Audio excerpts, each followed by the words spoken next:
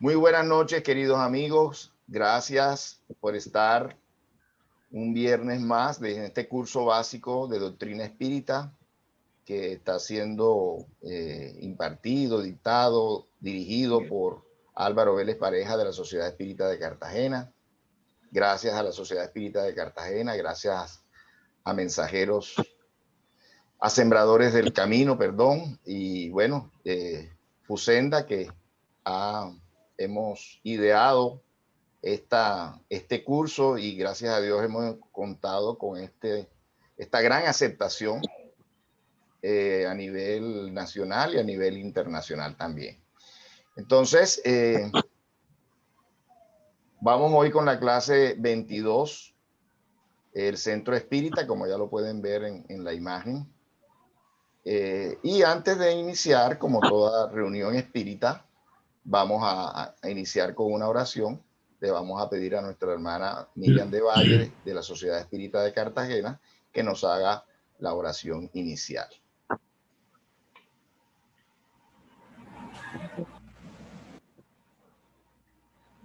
Bueno, damos gracias a nuestro Padre Celestial que nos permite estar unidos en estos momentos ante estas enseñanzas maravillosas de nuestra querida doctrina espírita. Gracias, Señor, que tus bendiciones estén siempre llegando hasta estos grupos de estudio, de trabajo, de conocimiento. Que nuestro hermano Jesús de Nazaret nos acompañe, que los guías espirituales nos orienten cada día más en estas enseñanzas y pedimos mucha protección y mucha luz para nuestro querido disertante Álvaro Vélez. Que el amor de Jesús esté con todos nosotros. Así sea. Así sea, gracias Miriam. Bueno, Álvaro, la palabra es tuya. Gracias nuevamente por estar con nosotros. Gracias por la invitación y por la oportunidad. Un fraternal saludo a todos los asistentes, simpatizantes, miembros activos de las instituciones que hoy nos acompañan. Gracias por su presencia y deseando compartir en la mejor forma posible el tema que hoy nos reúne, un tema muy importante, muy clave para todos los militantes del movimiento espírita, que es el Centro Espírita, de lo cual muchos, claro, por supuesto, tienen noción de lo que se trata. Y vamos a basarnos en algunas definiciones que hemos reunido de distintas fuentes espíritas también, en donde, como todos sabemos, el Centro Espírita es la unidad fundamental del movimiento espírita, es la célula. Así como nuestro organismo está formado de células, el movimiento espírita, la doctrina espírita también está formada de unidades, y la unidad fundamental como movimiento es el Centro Espírita. Y en términos generales, nosotros también somos células fundamentales como personas, como individuos de cada institución y de cada organización. Es una escuela de formación espiritual y moral, básicamente es lo que es el Centro Espírita. Muchas personas ven el Centro Espírita como el sitio donde se comunican los espíritus, el sitio donde yo puedo ir para que me den unos pases o para que me hagan una relajación, un chequeo, y de pronto puedan venir los espíritus a darme orientaciones y digamos, decirme cómo estoy, qué es lo que tengo, cómo está mi salud, etcétera. Y de pronto darnos pistas de reencarnaciones del pasado, ¿no? Hay un interés comprensible en las personas simpatizantes, las personas que apenas están llegando al conocimiento de la doctrina espírita. Así puede que vean el Centro Espírita, el sitio donde se comunican los espíritus, en donde me pueden dar unos pases y me pueden alejar a los obsesores.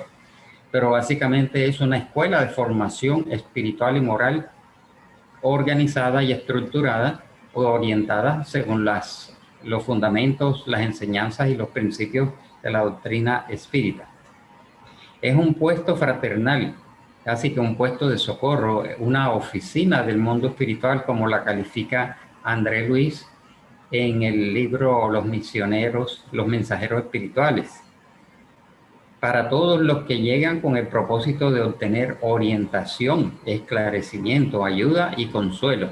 Es decir, que este puesto de socorro, esta oficina del mundo espiritual, es un lugar en donde también llegan los espíritus de diversos órdenes y espíritus trabajadores, espíritus que vienen con buenas intenciones y prestan un servicio a las personas que allí acuden, tanto encarnados como desencarnados, para orientarnos, para brindarnos un esclarecimiento, ¿no?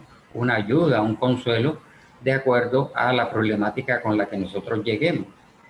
Es un núcleo de estudio, porque allí se estudia, como ya sabemos muy bien, la doctrina espírita en una forma sistematizada, en una forma seria, organizada, secuencial y disciplinada, con su reglamento, por supuesto.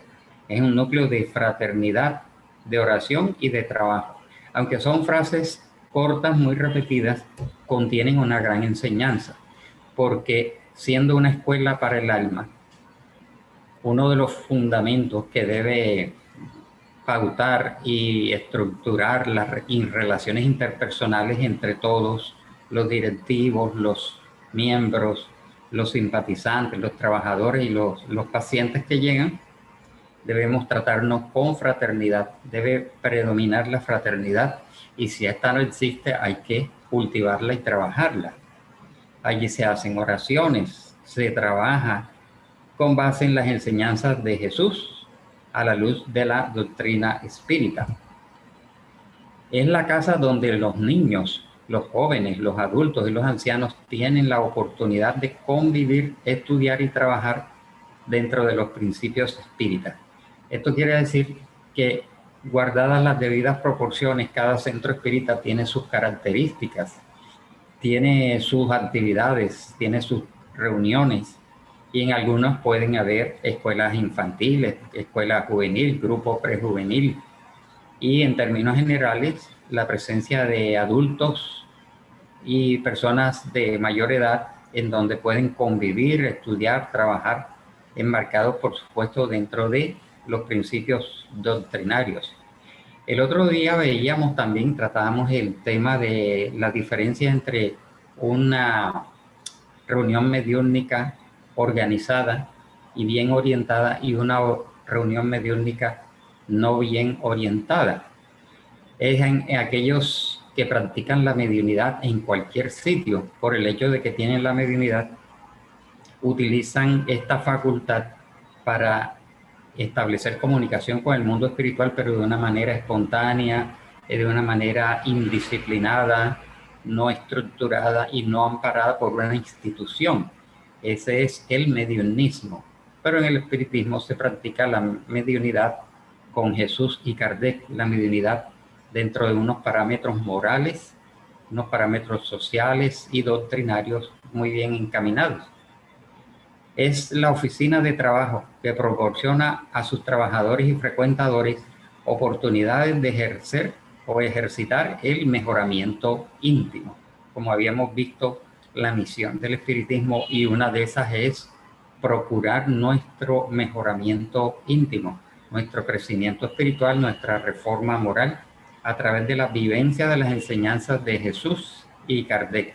Puede parecer repetitivo, pero Jesús ha legado para la humanidad un código moral universal que fue asumido, fue incorporado a la doctrina espírita por Allan Kardec, inspirado por los espíritus superiores.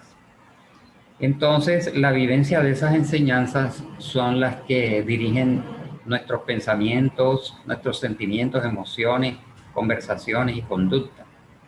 El centro espírita también es un remanso de paz constructiva, propiciando la unión de sus trabajadores y frecuentadores en la vivencia de la recomendación de Jesús, amados los unos a los otros, es decir, la ley de amor. Es también un rincón de paz edificante que ofrece a quienes lo frecuentan oportunidades de recuperación espiritual y de unión fraterna mediante la práctica de la ley de amor. Se caracteriza por la simplicidad y la sencillez en la práctica de la caridad, en total ausencia de imágenes, símbolos, rituales, sacramentos y otras manifestaciones exteriores, y por supuesto alejados de todo tipo de dogmatismo, todo tipo de rigidez y de imposición. En los centros espíritas hay disciplina, hay orden y hay organización, pero no debe haber imposición y rigidez. Como podemos ver, todas estas definiciones muy hermosas que contienen profundas reflexiones, es como un ideal de lo que debe ser un centro espírita. Como seres imperfectos, como organizaciones propias del ser humano, está un poco distante, en mayor o menor grado, de este ideal, ¿no? De ser ese rincón de paz edificante. Y si no lo es, entonces quiere decir que no estamos haciendo lo suficiente para que se logre este estado. También por la simplicidad y sencillez en la práctica de la caridad, en total ausencia de imágenes, símbolos, dogmas, etc. Entonces, por supuesto que a lo largo de la historia del movimiento espírita, visitamos en años anteriores, o podríamos decir en décadas anteriores, algunas instituciones en donde prácticamente habían altares religiosos, habían mixturas, habían mezclas, misticismo, que no corresponden a la simplicidad y sencillez en las prácticas espíritas, porque no tenían la suficiente estructuración, no tenían la suficiente información al respecto de lo que es la verdadera doctrina espírita y lo que debe ser un centro espírita, que no necesita estar recargado de imágenes, no debe tener, digamos, unos aspectos lúgubres, oscuros, tenebrosos, para no reforzar esa imagen equivocada. Debe ser un sitio, como ya sabemos, limpio, agradable, fresco, bien iluminado, bien ventilado. Y por supuesto tiene sus finalidades, ¿no? Tiene como objetivo el estudio, la práctica, la vivencia y la divulgación de la doctrina espírita. Ahí está, en estos 3 renglones, un resumen muy completo que nos indica lo que debe ser un centro espírita. Allí vamos a estudiar la doctrina, a practicar en las actividades también la vivencia personal y la vivencia social o grupal, y también para la divulgación de la doctrina espírita. Prestar atención a las personas que quieren conocer y estudiar la doctrina espírita. Las puertas de un centro espírita están abiertas. Indudablemente que hay unos reglamentos, hay unos estatutos, hay una organización, hay unos horarios que deben ser respetados, pero en términos generales allá se recibe o se debe recibir aquellas personas que quieren sinceramente conocer y estudiar la doctrina espírita. Algunos solamente quieren conocerla o tienen alguna problemática, pasan por una atención fraterna, lo que antiguamente llamábamos entrevistas, manifiestan su problemática y se les encamina al tipo de ayuda que requieran según esa problemática. También prestar atención a las personas que buscan esclarecimiento, orientación, amparo para sus problemas espirituales, morales y materiales. Pero estos problemas materiales, como ya sabemos, son en el sentido de la asistencia social, o que quieren trabajar, colaborar y servir en alguna de las áreas de acción que la práctica espírita ofrece. Por supuesto que las personas que solamente quieren conocer y recibir una ayuda, unos pases, una desobsesión, después deciden si se quedan, ¿no? Tampoco podemos presionar a las personas que llegan como simpatizantes una vez se conviertan en espíritas, porque no podemos tener esa característica de obligatoriedad o la intención de estar atrapando cada vez más personas. Las personas que sienten el gusto por estas enseñanzas se quedan voluntariamente, porque sienten un agrado o quieren conocer más y se retiran. Otros quieren quedarse y se dedican al estudio, un curso de introducción, un curso básico, cursos avanzados, y poco a poco la institución va conociendo a estas personas y estas personas se van ubicando de acuerdo a sus necesidades, sus capacidades y características. Entonces, algunos a la larga, cuando ya son miembros propiamente dicho, pueden vincularse a ciertas labores y actividades según lo que esté reglamentado. Quieren colaborar, quieren servir en alguna de las áreas de acción de las instituciones. El Centro Espírita, entonces, como ya podemos comprender, tiene una estructura, tiene una organización, tiene unas finalidades y unas actividades que todos los presentes conocen.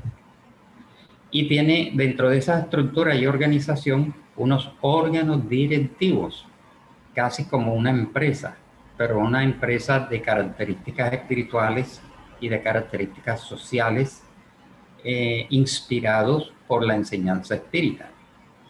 Los órganos directivos de toda institución, y debe tenerse así, una asamblea general de miembros, de socios o de trabajadores, como lo deseen denominar. Es la máxima autoridad de un centro espírita, la asamblea general. Y las subdisposiciones son ejecutadas y son gestionadas por un cuerpo directivo, una junta directiva, que son aproximadamente 7 personas, como cualquier otra junta directiva.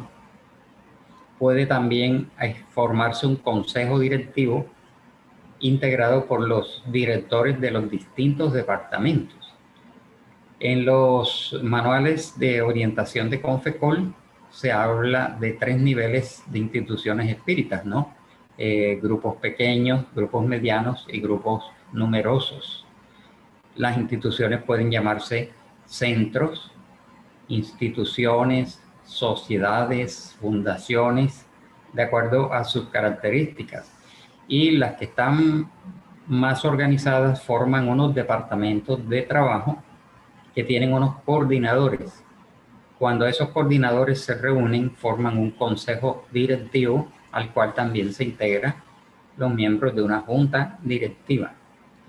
Igualmente, pues en términos generales, la vida moderna exige todo esto de que los centros, las instituciones, incluso si ya están registradas, por ejemplo, en Cámara de Comercio, tengan órganos de vigilancia y de control, como revisor fiscal, en otros lo denominan fiscal, y también un veedor que ejercen esa vigilancia y ese control, que son necesarios.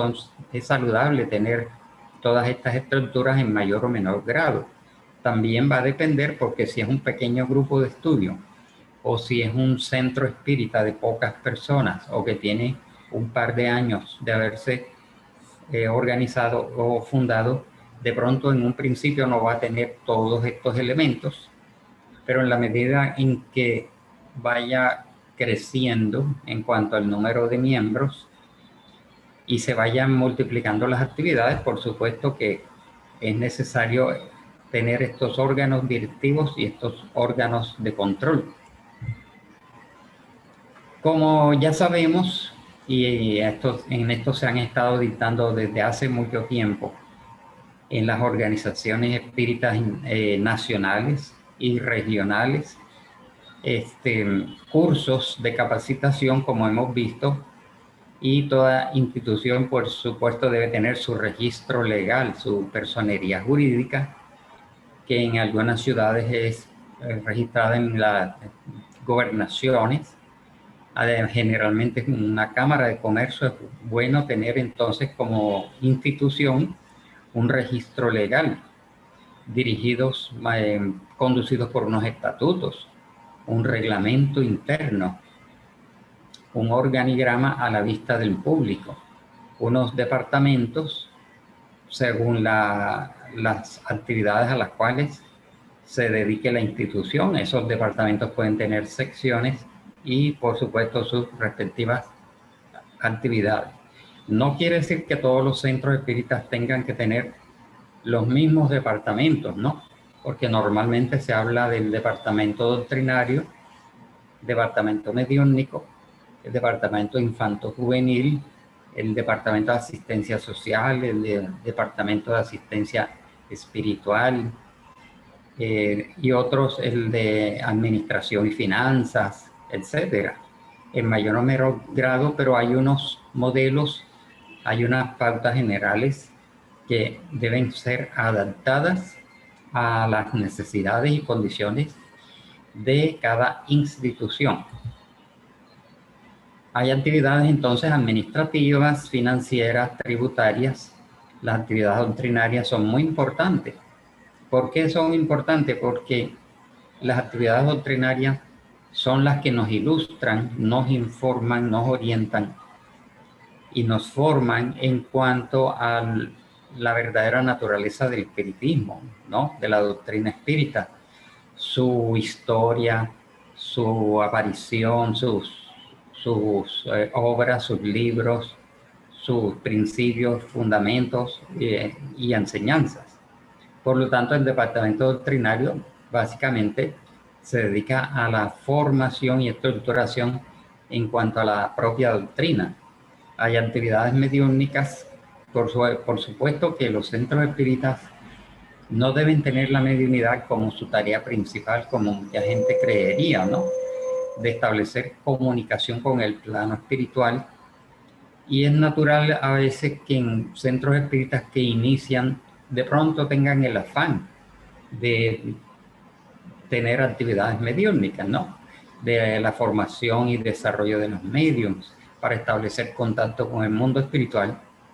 Pero no es recomendable en los centros espíritas nuevos intentar, aunque haya mediums, ejercer esta comunicabilidad, porque primero hay que estructurarse doctrinariamente. También las labores asistenciales de proyección social y espiritual hacia todos aquellos que vimos que pueden llegar a nuestra institución.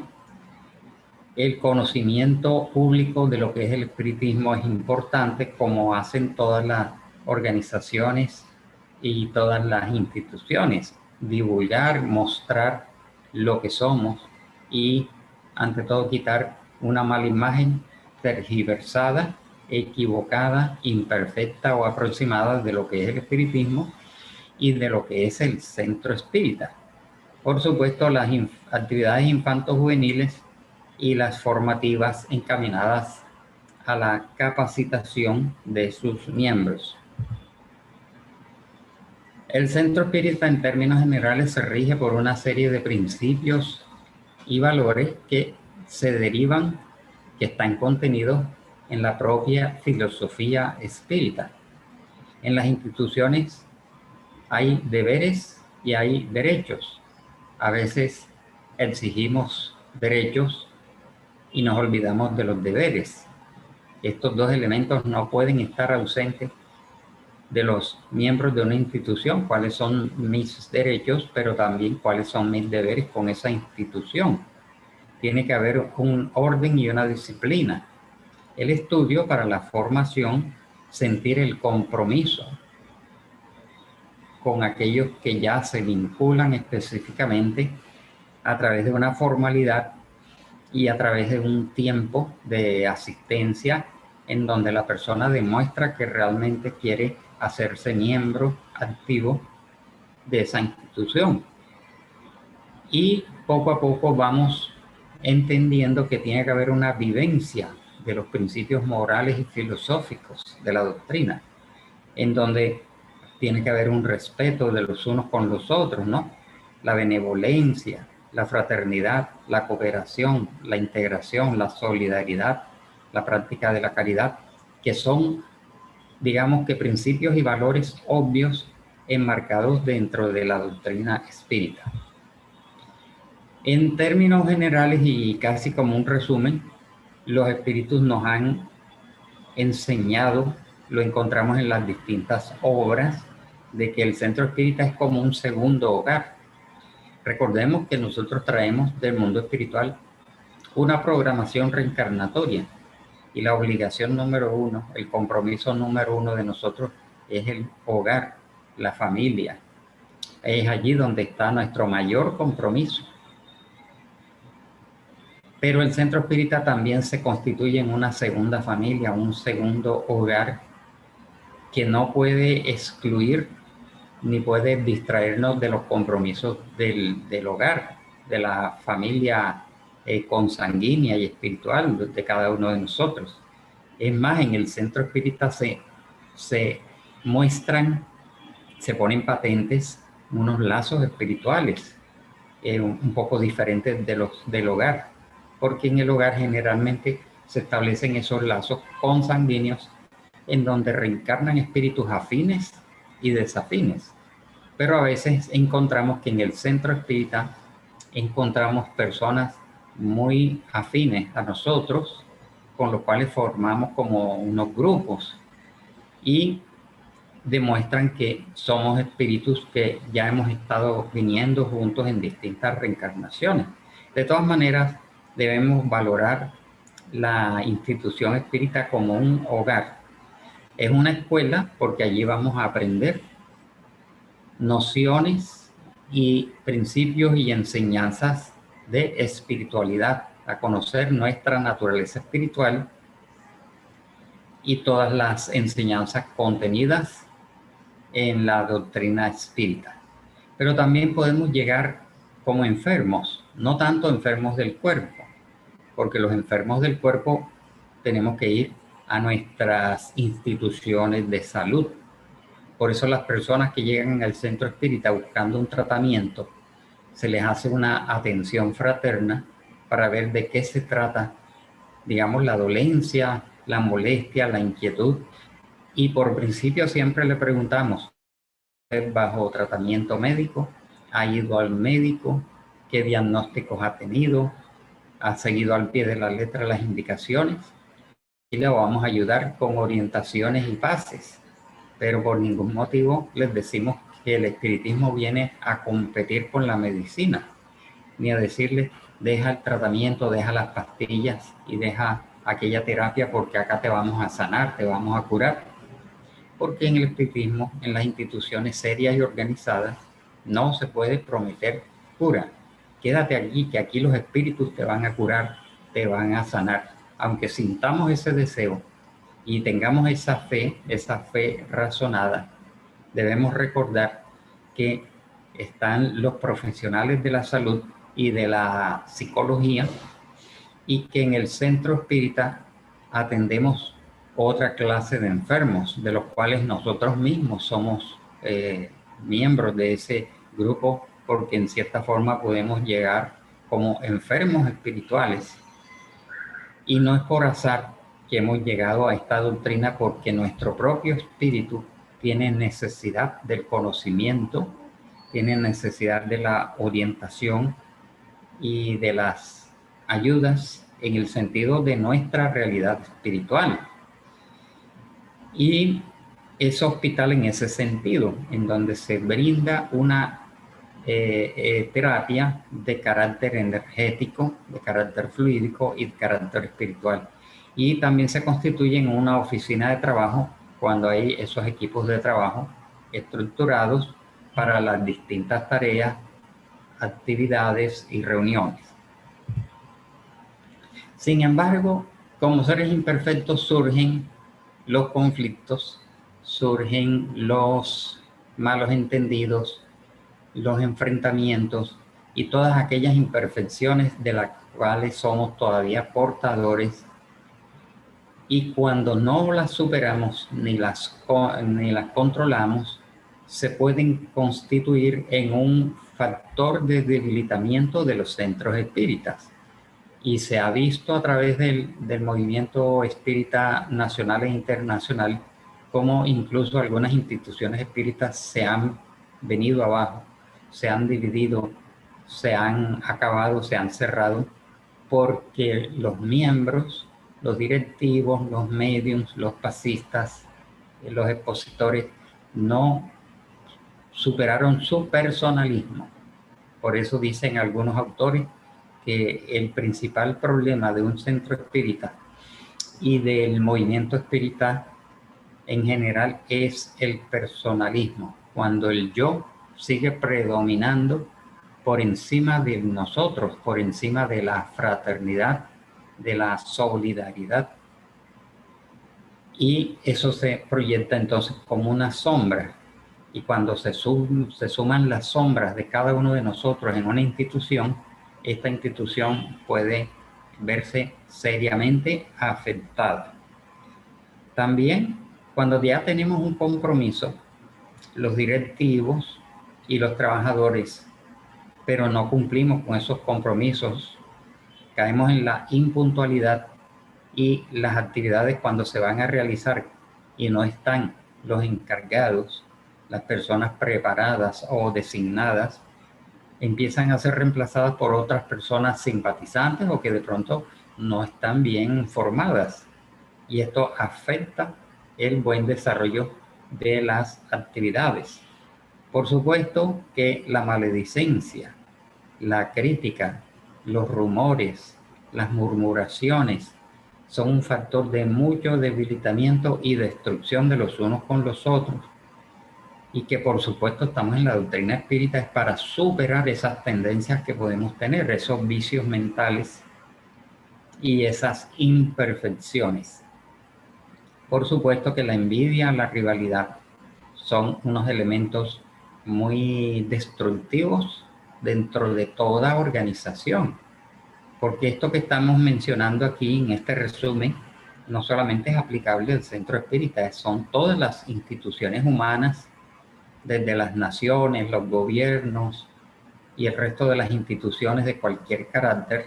Allí se ve que el personalismo, la impuntualidad, la intriga, la maledicencia, los rumores, las calumnias, todos estos elementos afectan las instituciones y por supuesto el centro espírita no escapa a veces de estas imperfecciones. También un centro espírita tiende a volverse rutinario cuando se señalan unas actividades específicas para toda la semana y con el tiempo se nos puede convertir en una rutina porque voy por el compromiso, asisto a esta reunión porque me nombraron, porque no quiero quedar mal ante los que están allá en la institución y se vuelve como una rutina que es perniciosa, que es nociva, ¿no? Como se puede comprender. El espíritu destructivo, el ausentismo, la apatía en que a veces se puede caer. Hay personas que se sienten desmotivadas porque no están ocupando un puesto preponderante dentro del grupo mediúnico o porque no fueron tenidas en cuenta para dar pases o para dictar conferencias o para representarnos ante un evento como delegados. La persona puede incomodarse o pueden caer en una apatía. Y todo esto va debilitando la institución, ¿no? También la mala dirección, cuando los directivos son elegidos en esos cargos por simpatía o porque no tienen la suficiente estructuración, porque hay que tener mucho cuidado cuando vamos a elegir, digamos, las juntas directivas. Ahí hay que tener en cuenta la trayectoria de la persona, su conocimiento, su capacidad, pero también sus condiciones morales, porque una persona puede ser un buen dirigente administrativo, desde el punto de vista organizativo, ¿no? Puede tener cualidades que ha adquirido durante su trayectoria en la vida, pero no por eso va a llegar a la presidencia o a alguno de los otros cargos, porque la persona también tiene que demostrar un comportamiento, un buen nivel moral, un buen nivel cultural y una serie de características deseables para que una persona sea dirigente dentro de un centro espírita o dentro del movimiento en general. O, por supuesto, desviarnos de los ideales o tener la mediunidad como el punto central, como en el pasado muchos centros espíritas en el movimiento incipiente colombiano se veía, y en otros países por supuesto, que consideraban que el espiritismo era mediunidad, era evocación y comunicación de espíritus. La mediunidad se constituyó en la tarea principal y esencial deseada por todos. Cuando no hay estudio para la comprensión de todas estas puntos que hemos señalado, porque a veces la falta de estudio es la que nos lleva a que se vean todos estos elementos que vimos en esta lámina anterior, ¿no? La falta de estudio conlleva a una falta de comprensión de la doctrina, a una falta de formación intelectiva y moral que hace que caigamos en todos estos equívocos.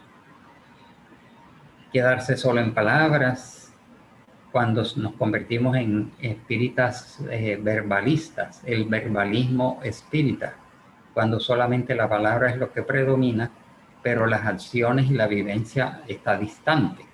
La mentalidad negativa que se pueden encontrar es desplazar las responsabilidades, desperdiciar las energías y perder la fe. Son elementos muy nocivos para las instituciones.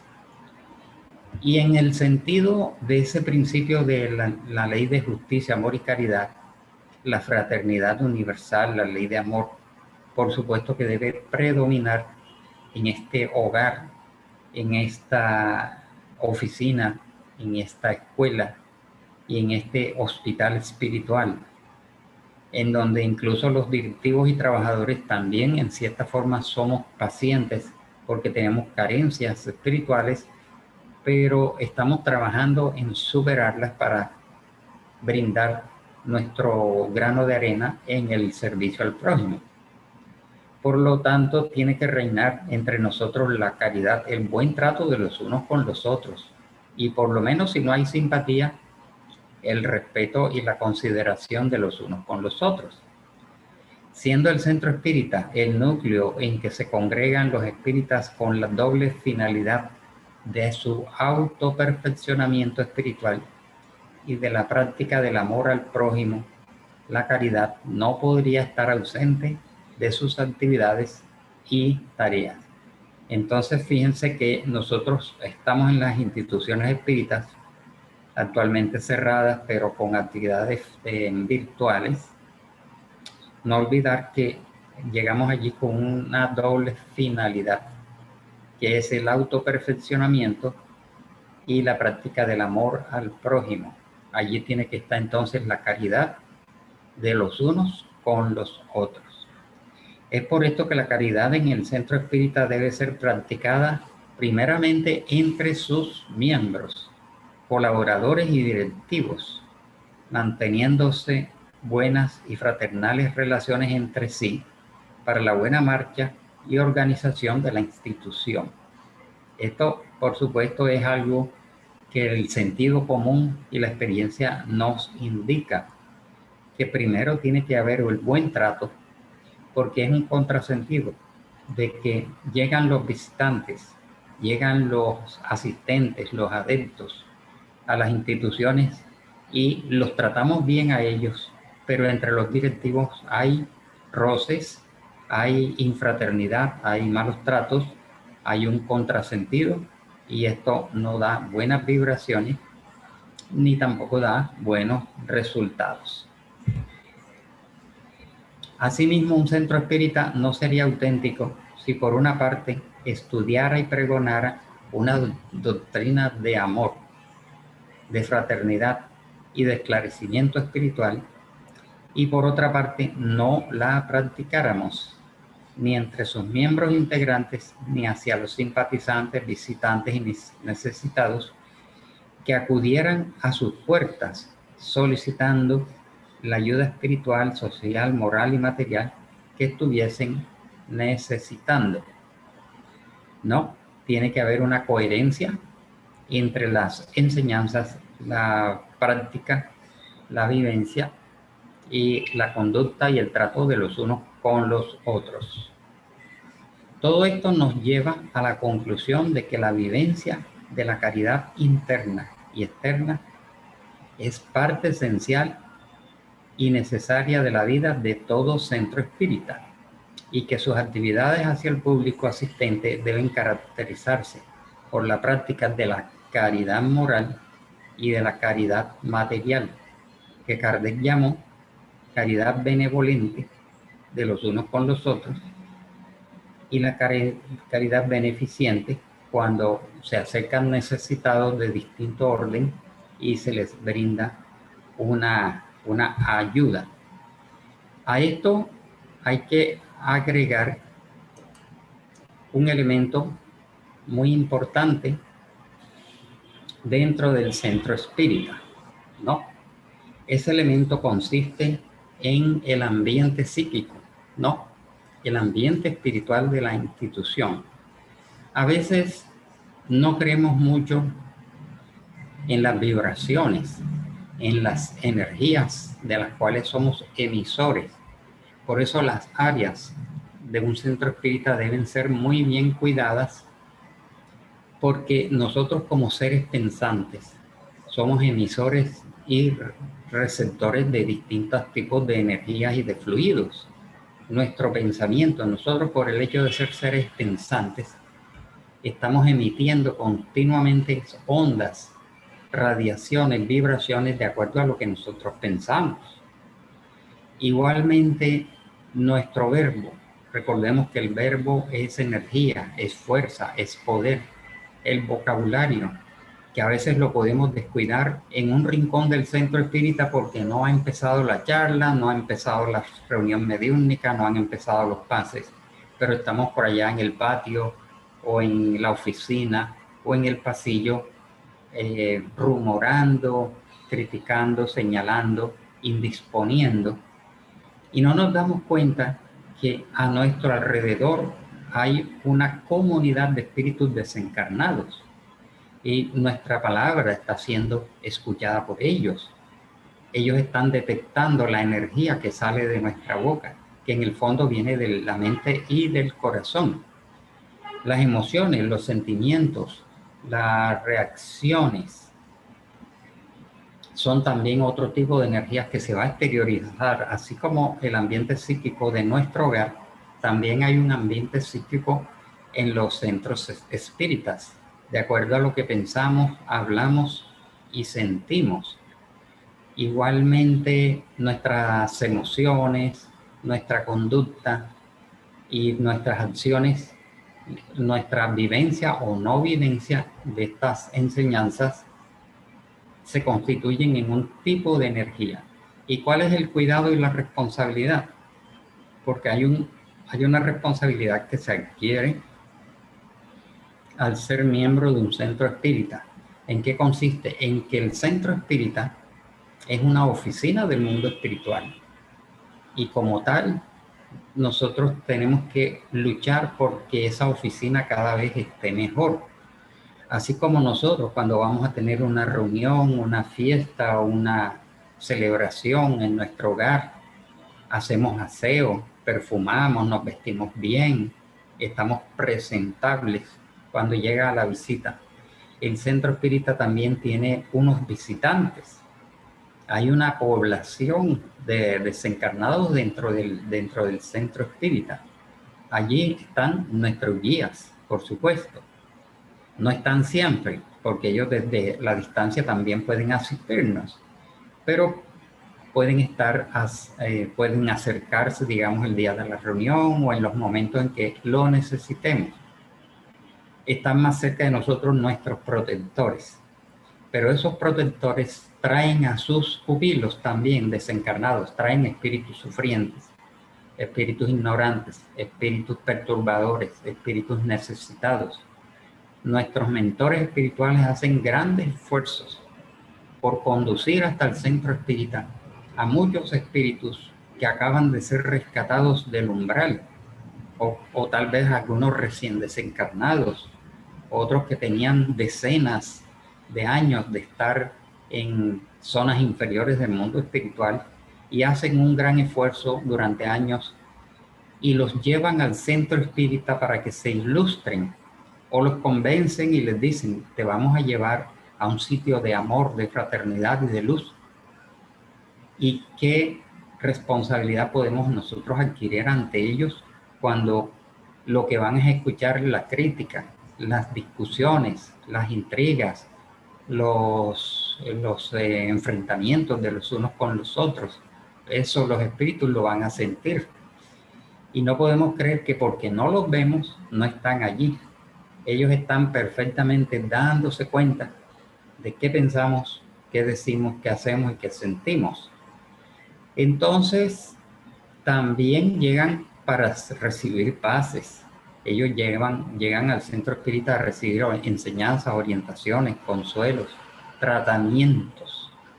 Y si no encuentran, sino un ambiente desordenado, un ambiente adverso, por supuesto que se van a decepcionar, se van a retirar, se van a formar un mal ejemplo. Además de que también podemos dar mal ejemplo a los simpatizantes que llegan de acá del mundo material, ¿no? Los invitados que también a veces con mucho trabajo llevamos a la institución, y los espíritus utilizan el centro espírita a veces hasta cuando no estamos.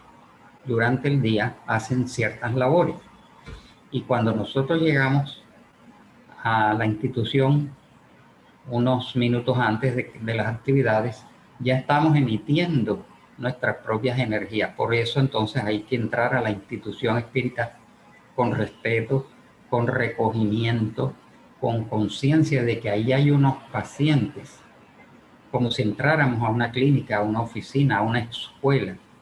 No vamos a perturbar a los estudiantes, no vamos a perturbar a los enfermos.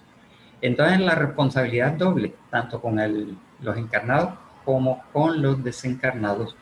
No olvidemos que tenemos que cuidar los ambientes, cuidar las áreas, indudablemente el orden, la disciplina, la limpieza, la ventilación, la buena iluminación, la sencillez, la organización y el cumplimiento de los reglamentos, ¿no?, de la institución, y el buen trato de los unos con los otros, para que nuestro centro espírita sea por sí mismo la mejor carta de presentación ante una comunidad material, como una divulgación propia, ¿no? La excelencia de la doctrina espírita tiene que mostrarse en la excelencia del centro espírita ante el mundo, ante la sociedad que no conoce la doctrina, ante el barrio, ante los vecinos y ante el mundo espiritual, porque llegan muchos necesitados y podemos a veces perjudicar el esfuerzo que los mentores han estado haciendo por llevar a estas entidades, a estos desencarnados necesitados, para recibir ayuda y para recibir allí orientación. Entonces vemos la belleza de la cual nos habla la doctrina espírita sobre lo que es el centro espírita, que debemos asumirlo y cuidarlo con mucho amor, con mucha fraternidad y con mucho respeto. Concluimos así entonces la clase de hoy. Gracias por su atención. ¿Alguna inquietud, alguna pregunta? Álvaro, si quieres empezamos con la de nuestro querido Rubén. Dice, ¿por qué en la actualidad en los centros espíritas organizados no se dan los fenómenos de efectos físicos, como los golpes, etcétera, si estos son una manera de comprobar la existencia de los espíritus y se demuestra la realidad de la inmortalidad del alma?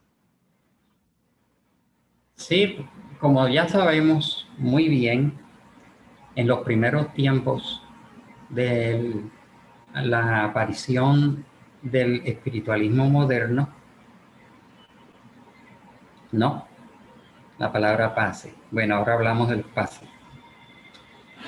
De ese movimiento previo a la aparición de la doctrina espírita, y en los primeros tiempos de la doctrina espírita, el mundo espiritual necesitaba llamar la atención de la humanidad, y programaron en el mundo espiritual y prepararon a una serie de sensitivos que venían con esa energía biomagnética llamada ectoplasma, porque se necesitaba llamar la atención, impactar los sentidos, llamar la atención de los curiosos, de los investigadores y de la humanidad en general. Por lo tanto, el mundo espiritual promovió durante varias décadas los fenómenos de efectos físicos, ¿no? Para que después, atraída la atención de la humanidad, viniera la enseñanza doctrinaria.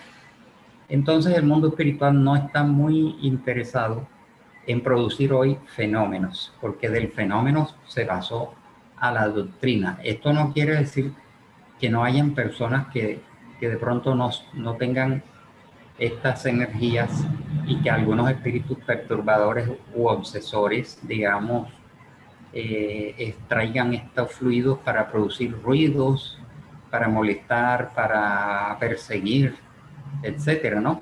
Es probable. Pero hoy lo que interesa más que todo es la enseñanza que los espíritus dan a través de la mediunidad. Entonces, vimos aquí una pregunta sobre los pases. Los pases es la aplicación de la bioenergía, aplicación del biomagnetismo. Son energías mixtas, energías positivas que proyectan los espíritus especialistas a través de las manos de los pasistas, que son personas estructuradas y capacitadas y disciplinadas. Se produce una combinación de energías y sin tocar al paciente se hacen una imposición de manos y unos movimientos de limpieza y de aplicación de estas energías para restablecer el equilibrio energético, para dar ayudas a las personas que tienen perturbaciones, que tienen desarreglos y que tienen distintos tipos de problemáticas. A esto lo llamamos pases. También se puede llamar fluidoterapia o aplicación del biomagnetismo. Estos son los llamados pases que hay de distintas clases para las distintas problemáticas. Vladimir Bedoya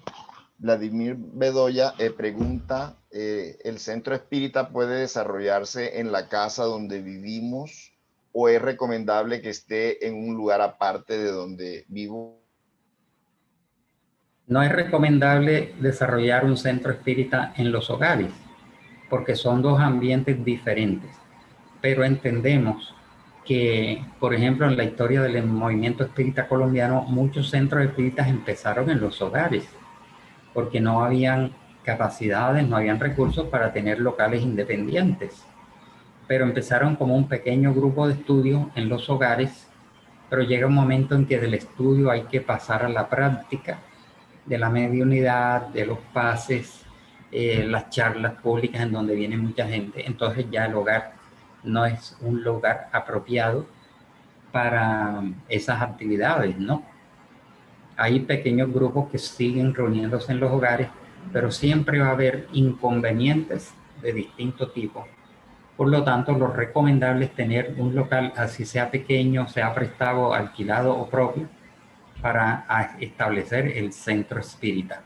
Y hay otros casos en donde en las casas los dueños han construido un salón aledaño o un salón posterior dedicado exclusivamente a las tareas espíritas.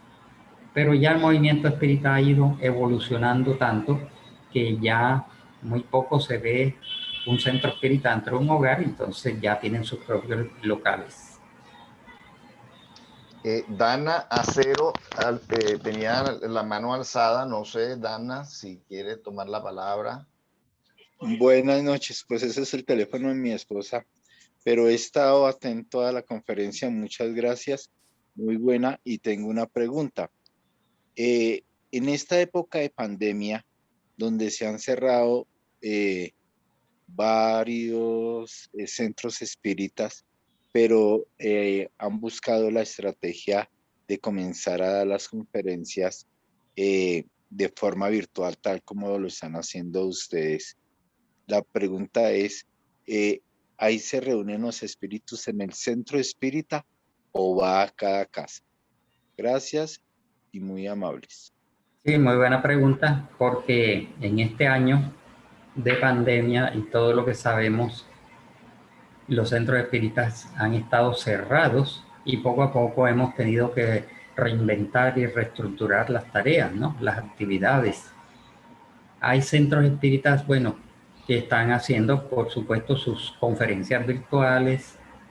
Hay centros espíritas que hacen la actividad de vibraciones en forma virtual, en donde se ora y se pide por las familias, por las personas enfermas, por las personas perturbadas. Se hace un listado, se envían a la directiva y en una hora específica nos reunimos y hacemos esas oraciones y vibraciones virtuales, ya sea en una sala así como esta, y en otras ocasiones lo están haciendo sin una sala virtual, pero lo ideal y nos ayuda a reunirnos.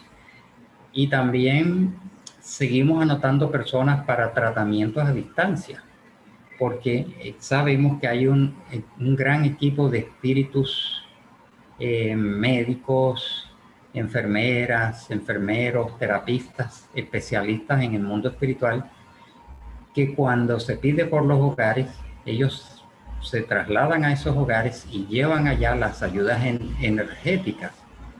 Es muy frecuente la costumbre en los centros espíritas de Brasil de hacer tratamientos a distancia, en donde cuando el paciente no puede ir a la institución, se les dice que el día de la reunión, a la hora específica, la persona haga su oración, se relaje en una poltrona o en su cama, haga su oración, ponga una jarra de agua, un vaso de agua al lado, y pedimos para que los médicos espirituales lleguen a los hogares a ayudarlos, ¿no? Y ya algunos centros espíritas están empezando a hacer reuniones presenciales, pero de estudio del Evangelio a la luz de la doctrina espírita, pequeñas reuniones para hacer vibraciones, muy pocas personas, 5 o 6 con todas las normas de bioseguridad, aunque no deja de ser riesgoso por el transporte, ¿no? Pero eso queda a opción y consideración de cada institución. Entonces, estamos haciendo ayudas a distancia y efectivamente los espíritus que trabajaban en las instituciones también se han adaptado y van a los hogares y brindan estas ayudas.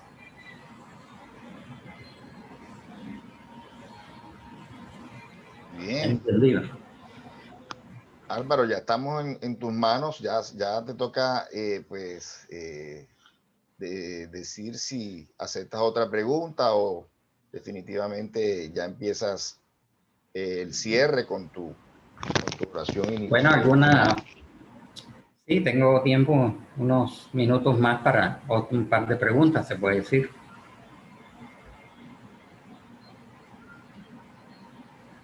¿Alguna escrita? Pues sí, Rubén tiene otra. ¿Por qué en la época de Kardec se hacían evocaciones? Aparece en el libro de los medium, en el cielo y los infiernos, pero hoy ya no se hacen. Por supuesto, porque Kardec, cuando estaba en las primeras etapas de conformación de estos libros, él estaba recibiendo el conocimiento de la dimensión espiritual. Podríamos decir un poco jocosamente que Kardec todavía no era espírita, porque no conocía la doctrina espírita, porque no existía como tal la doctrina espírita acá en el mundo material. Él apenas estaba recibiendo las enseñanzas. Y él entendía que un método práctico era hacer evocaciones directas, ¿no? Se reunían y llamaban específicamente con nombre propio a los espíritus que ellos querían que se comunicaban. Y a veces respondían y a veces no respondían. Pero con el tiempo se fueron dando cuenta de que era inconveniente hacer estos llamados directos porque el espíritu podía estar en estado de sufrimiento o podía estar distante, podía estar ocupado o en algunos casos podía estar perturbado o convaleciente y en otros casos hasta podía estar reencarnando ya, ¿no? Llamar al espíritu de Sócrates, por ejemplo. Entonces, no por el hecho de decir que queremos comunicarnos esta noche con el espíritu de Sócrates, él va a venir, porque está en una región espiritual distante. Él puede enviar un delegado, un representante, o de pronto está reencarnado o está en una misión o está en una labor, y en otros casos no hay un medio apropiado o no hay méritos para que esto se dé, ¿no? Entonces Kardec con el tiempo abolió el sistema de evocaciones directas y sencillamente se dispone el grupo para comunicaciones espontáneas, porque también comprendió que el mundo espiritual también se organiza y son los directores espirituales los que seleccionan a los que se van a comunicar en cada reunión. Por eso no es recomendable hacer esas evocaciones directas, sino abrir la reunión y el mundo espiritual va haciendo acercar a los medios los que están programados para comunicarse en esa oportunidad.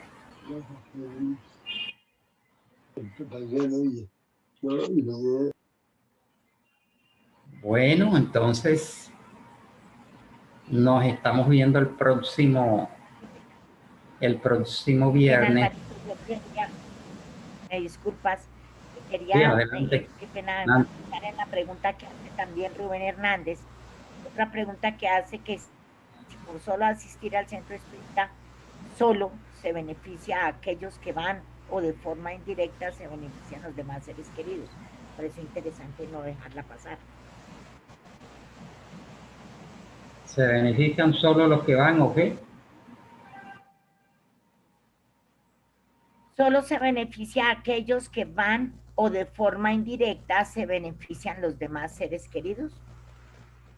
Ah, sí, efectivamente.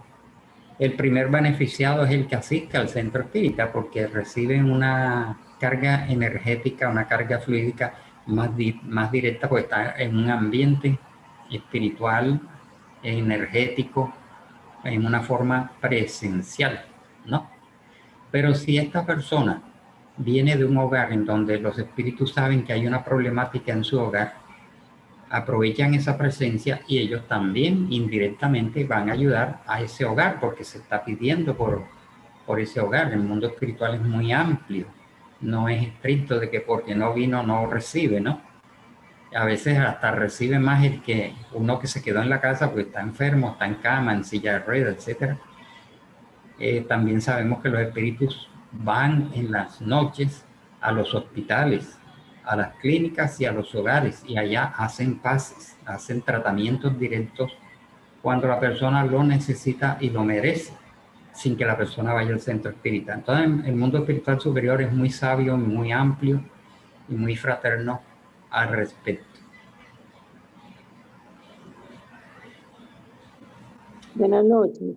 ¿Quiere decir que uno sí puede pedir ayuda espiritual para otro hogar, así no está en la misma casa? Ah, sí, claro, claro. Claro, por el poder de la oración. Gracias.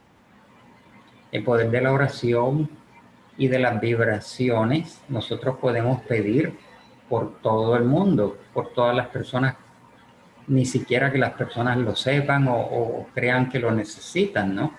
Podemos pedir por un vecino, por un enfermo, por una situación, por una institución, por un gremio, por otra institución, etcétera, por un desencarnado, ¿no? Por los recién desencarnados del COVID, por las víctimas de la guerra, incluso por espíritus que desencarnaron hace mucho tiempo, las víctimas de la Inquisición, las víctimas de la esclavitud, las víctimas de las guerras mundiales, que hay espíritus sufrientes todavía al respecto.